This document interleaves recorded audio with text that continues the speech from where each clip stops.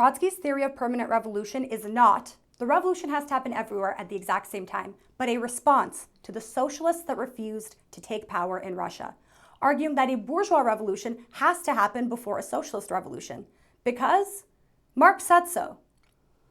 But did he though?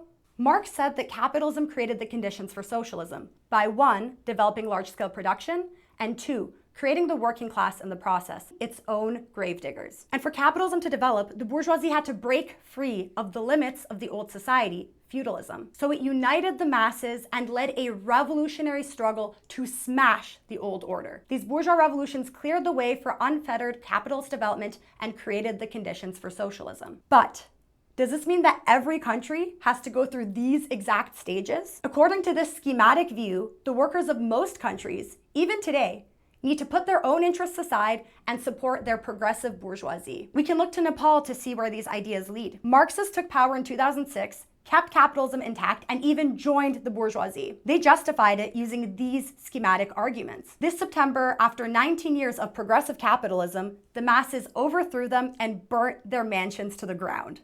The thing is, Marx never said the bourgeoisie of every country must lead its own revolution. In fact, in his 1848 writings, he says that the German bourgeoisie is incapable of leading its own revolution. The workers must lead the revolution against feudalism and then turn it against the capitalists. He says the revolution must become permanent until the workers hold power in Germany and across Europe. This is the real Marx. In 1905, Trotsky further developed Marx's theory of permanent revolution and applied it to Russia. At the time, Russia was mostly feudal. It hadn't had a bourgeois revolution. Lots of peasants, powerful landowning class, but in the cities, it had large-scale production and a powerful working class, thanks to imperialism. A workers' revolution broke out in 1905, and the workers spontaneously organized into Soviets, committees for the revolution, which formed the embryo of a future worker state. These events led 27-year-old Trotsky, chairman of the St. Petersburg Soviet, to the conclusion that the only class that can lead Russian society forward at all is the working class. It must overthrow the feudal and capitalist rulers who are in bed with each other to do away with feudalism and capitalism in one sweep. And their only ally in the struggle is the other downtrodden classes, the peasants. In 1917, revolution broke out again.